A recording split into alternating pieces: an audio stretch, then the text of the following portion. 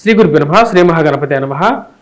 వృషభ రాశి వారికి గురు పౌర్ణిమ శుభాకాంక్షలు. గురు పౌర్ణిమ 21వ తారీఖు నుండి రాబోతున్నటువంటి 4వ తారీఖు ఆగస్టు వరకు చంద్రమాను అనుసరించి గోచర రీత్యా ఈ వారం ఈ యొక్క 2 వారాలు ఎలా ఉండబోతుందని చూద్దాం. 15 రోజుల కాలం పక్షకాలం అంటారు.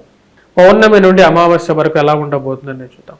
ఈ యొక్క 15 రోజుల కాలంలో మనం గమనించినట్లయితే ముఖ్యంగా గురువు యొక్క స్థితి అనేది కుజుడితో కలవటం అనేది జరిగింది. వృషభ రాశి వారికి 1000 స్థానాల్లో ఉంది. అదేవిధంగా రాజ్యస్థానంలో శని వక్రత్వంలో ఉన్నాడు. మరియు అదేవిధంగా ఈ రాశి వారికి వచ్చినప్పటికీ కేతువు చతుర్థంలో, పంచమంలో కేతుగ్రహ సంచారం అనేది ఉంది. పంచమంలో కేతుగ్రహ సంచారం, అదేవిధంగా బుధుడు, శుక్రుడు, రవి కలిసినటువంటి యోగం అనేది తృతీయంలో ఉన్నదన్నమాట. రవి యొక్క మార్పు అనేది తృతీయంలో జరగటం జరిగింది. శుక్రుడితో కలవటం 31వ తారీఖున శుక్రుడి యొక్క మార్పు అనేది జరుగుతుంది. మరి అదేవిధంగా ఈ రాశి వారికి వచ్చినప్పటికీ రాహు వచ్చినప్పటికీ లాభస్థానంలో, యోగకారకమైనటువంటి స్థానాల్లో, పంచమంలో వచ్చినప్పటికీ కేతువు ఉన్నాడు అన్నమాట. ఇటువంటి గ్రహస్థితి వచ్చినప్పటికీ వృషభ రాశి వారికి ఎలా ఉండబోతుందని చూద్దాం. వృషభ రాశి మనం గమనించినట్లయితే ఈ రాశి వారికి గురువు యొక్క స్థితి అనేది జన్మరాశిలో గురువు ఉన్నాడు. జన్మరాశిలోకి వచ్చినప్పటికీ కుజుడు ఉన్నాడు అనమాట. కుజుడు గురువు ఎప్పుడైతే జన్మరాశిలో కలిసి ఉంటాడో కొంచెం అనుకూలమైనటువంటి ఫలితాల కన్నా వ్యతిరేకమైనటువంటి ఫలితాలు కూడా వస్తాయి. కానీ ఈ రాశి వారికి వచ్చినప్పటికీ లాభస్థానంలో రాహు వచ్చినప్పటికీ యోగకారకమైనటువంటి స్థానంలో ఉండటం అనేది అనుకూలమైనటువంటి ఫలితాలు ఎక్కువగా ఇస్తుంది. అదేవిధంగా తృతీయంలో ఉన్నటువంటి శుక్రుడు, రవి వచ్చినప్పటికీ యోగకారకులు అన్నమాట.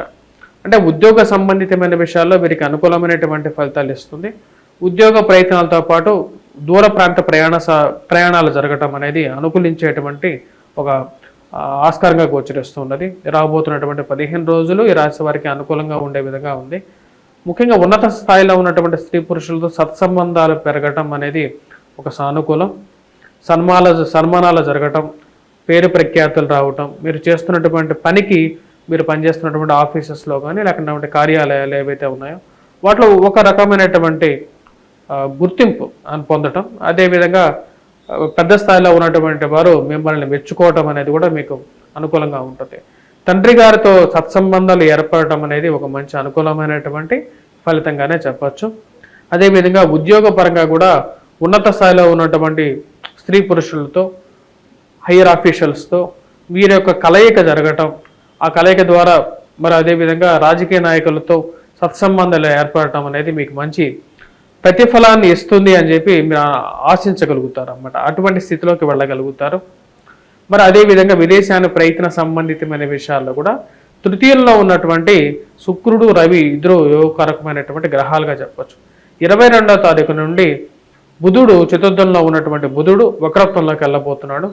వక్రత్వంలో ఉన్నటువంటి బుధుడు, అదేవిధంగా శని కూడా యోగకారకమైనటువంటి స్థానంలో లేకపోయినప్పటికీ కూడా బుధుడు యొక్క యోగకారకమైనటువంటి ఫలితం మీకు పొందగలుగుతారు.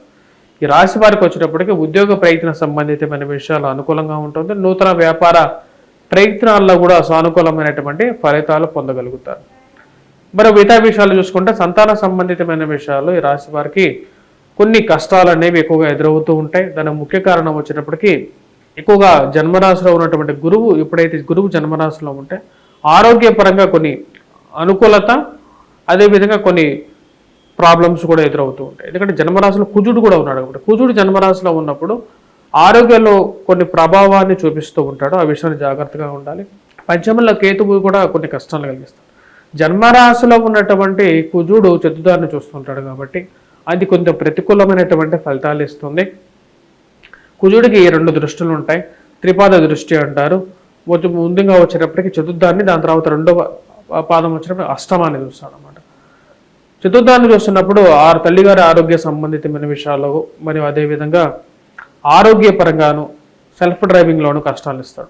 అష్టమంలో కుజుగ్రహ దృష్టి పడినప్పుడు ఏమవుతుందంటే వైవాహిక జీవితంలో కొన్ని కష్ట నష్టాలు కూడా కలిగిస్తూ ఉంటుంది.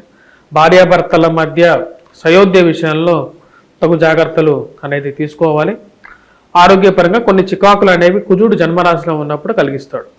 శని ఎప్పుడైతే వక్రత్వం బట్టి రాజ్యస్థానంలో ఉన్నప్పుడు ఉద్యోగపరంగా వృషభ రాశికి కొన్ని కష్టాలు, అంటే ఇష్టం లేనటువంటి ఉద్యోగంలో ఎక్కువగా కొనసాగటం అనేది కొంచెం ప్రతిబంధకంగా ఉంటుంది. మీరు చేసేటువంటి మార్పు గురించి మీరు చేసేటువంటి ప్రయత్నాలు, అంటే ట్రాన్స్ఫర్స్గా కానీ లేక ట్రాన్స్ఫర్స్ గురించి కానీ లేకపోతే ఉద్యోగపరంగా వేరే చోటుకి వెళ్ళాలి అని చెప్పి చేసేటువంటి మార్పుల్లో ఒక కదలిక అనేది రావడం జరుగుతుంది. ఆ కదలిక రావటానికి కూడా రవి యొక్క స్థితి అనేది చాలా యోగ్యకారకంగా ఉన్నప్పుడే జరుగుతుంది అన్నమాట.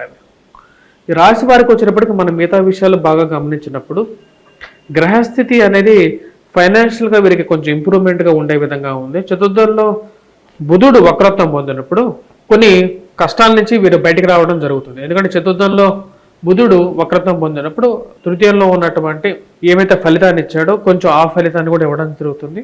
ఫైనాన్షియల్గా 22వ తారీఖు నుంచి కొంచెం రొటేషన్స్లో కానీ స్పెక్యులేషన్స్లో కానీ కొంచెం అనుకూలత అనేది బాగా పెరుగుతుంది వృషభ రాశి వారికి.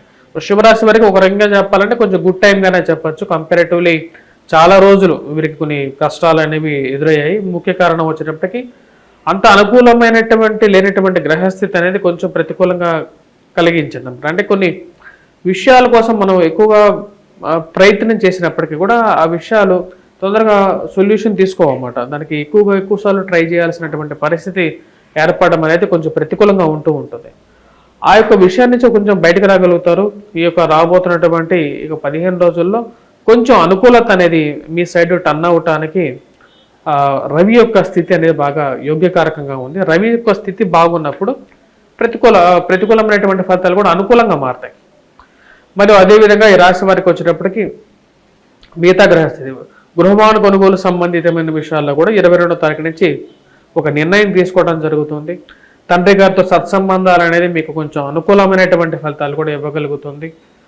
మరి అదేవిధంగా సంతాన సంబంధితమైన విషయాల్లో ఒక పాజిటివ్నెస్ అనేది ఉంటుంది. ఈ రాశి వారికి వచ్చినప్పటికీ రాబోతున్నటువంటి గురు పౌర్ణిమ ఏదైతే 21వ తారీఖు రాబోతుంది కదా, గురువు అనుకూలత లేకపోతే ఎటువంటి ఫలితాలు వస్తాయో మేము ఆల్రెడీ ఒక వీడియో చేయడం జరిగింది. ఆ వీడియో కూడా చూడండి. మీరు గురుగ్రహ మంత్ర జపం చేసుకోండి. ఎందుకంటే జన్మరాశిలో గురుగ్రహ సంచారం జరుగుతున్నప్పుడు అంత అనుకూలమైనటువంటి ఫలితాలు ఉండదు. ఆరోగ్యపరంగా కొంచెం అనుకూలత పెంపొందించుకోవటం కోసం, మరి అదేవిధంగా వైవాహిక జీవితంలో అనుకూలత పెంపొందించుకోవటం కోసం కూడా గురుగ్రహ మంత్ర జపం అనేది వీరికి బాగా పనికొస్తుంది. వివాహం గురించి ఎక్కువగా ప్రయత్నం ఎవరైతే చేస్తుంటారో వారికి కూడా వివాహంలో అనుకూలత కోసం కూడా గురుగ్రహ మంత్ర జపం చేసుకోండి. ఆదిశంకరాచార్యులు గారు కానీ ఎలాగంటే వేదవ్యాసుడు కానీ వ్యాస భగవానుడిని పూజించినట్లయితే ఎక్కువగా అనుకూలమైనటువంటి ఫలితాలు పొందగలుగుతారు. లేని పక్షంలో దత్తాత్రేయ స్వామి ఆరాధన చేసినా సరే మనకు గురుగ్రహ అనుకూలత అనేది ఎక్కువగా ఉంటుంది. అదేవిధంగా పంచమంలో పిల్లల గురించి ఎక్కువగా ఎవరైతే ప్రయత్నం చేస్తున్నారో ముఖ్యంగా కేతు పంచమంలో ఉన్నప్పుడు కొంచెం అనుకూలత అనేది తక్కువగా ఉంటుంది. కాబట్టి పంచమ గ్రహాల్లో ఉన్నటువంటి కేతు గ్రహానికి వచ్చినప్పుడు వినాయకుడి యొక్క పూజ ఇంట్లో మనం చేసుకోవచ్చు. చాలా సింపుల్గా ఇంట్లో చేసుకోండి. చిన్న చిన్న ప్రాబ్లమ్స్ నుంచి సొల్యూషన్ పొందడం జరుగుతుంది. ఉద్యోగ ప్రయత్న సంబంధితమైన విషయాల్లో ఇంకా అనుకూలత పొందాలి అంటే సూర్య భగవాను ఎక్కువగా పూజించాలి. ఆదిత్య హృదయాన్ని కానీ సూర్యుడిని కానీ ఎక్కువగా పూజించి ప్రతిరోజు సూర్యుడికి అర్ఘ్యాన్ని సమర్పించాలి. ఎందుకంటే అన్ని గ్రహాలకి 9 గ్రహాలకి అధిపతి ఎవరు అంటే సూర్య భగవానుడే అవుతాడు. కాబట్టి ఆ యొక్క సూర్య భగవాను ఎక్కువగా పూజించినట్లయితే సరిపోతుంది అన్నమాట. ఇక రాశి వారికి వచ్చేటప్పటికి ఓవరాల్గా ఈ యొక్క 15 రోజుల కాలం అనుకూలమైనటువంటి కాలంగానే చెప్పచ్చు. కొన్ని ఇబ్బందులు ఉన్నప్పటికీ కూడా వాటి నుంచి అధిగమించి ముందుకు రాగలుగుతారు. వ్యాపార ప్రయత్నాల్లో కూడా అనుకూలంగానే ఉంటుంది. రవి యొక్క అనుకూలత వల్ల వచ్చినప్పటికీ కొత్త ఆపర్చునిటీస్ అనేది అనుకూలత అనేది పొందడం అనేది జరుగుతుంది.